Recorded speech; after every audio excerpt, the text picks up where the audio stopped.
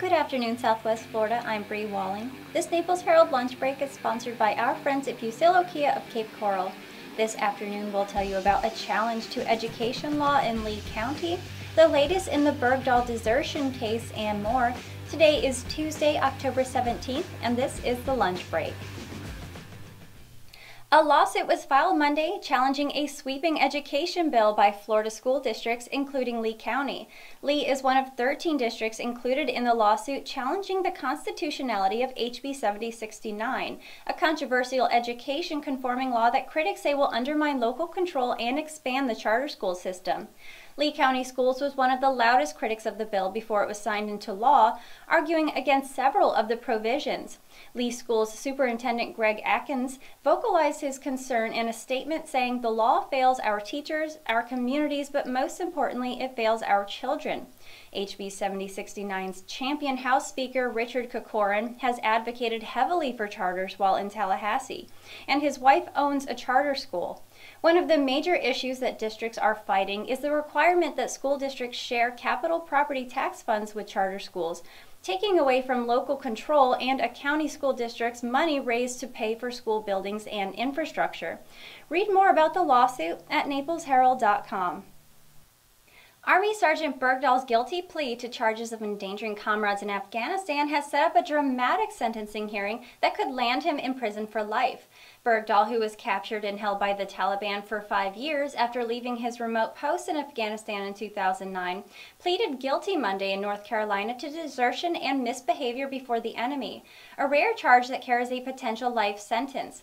He was thoroughly questioned during his plea hearing at Fort Bragg, and the soldier acknowledged that his actions and subsequent military search missions put fellow service members in harm's way, even leading to some becoming seriously wounded.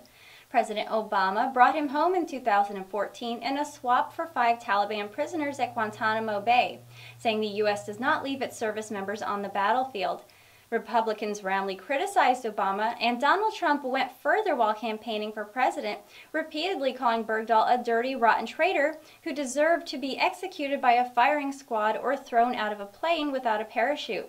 The guilty plea brings the highly politicized saga closer to an end after 8 years, but it's not quite over yet for Bergdahl. Check back for more updates. The world's biggest video subscription service, Netflix, is sinking deeper into debt in its relentless pursuit of more viewers.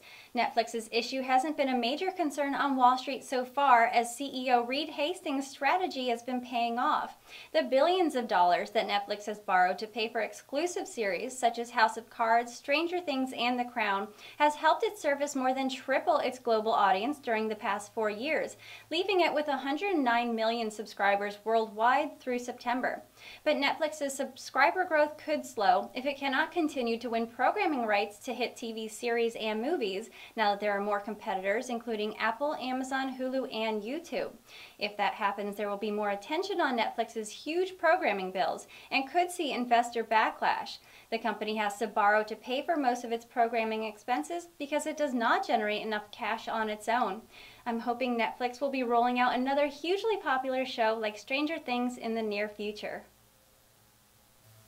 And that was the lunch break for today. I'm Bri Walling. The lunch break airs Monday through Friday at 12 p.m. right here at naplesherald.com. And don't forget to check out our morning report that also airs Monday through Friday at 8 a.m. Thank you for watching. We'll see you tomorrow.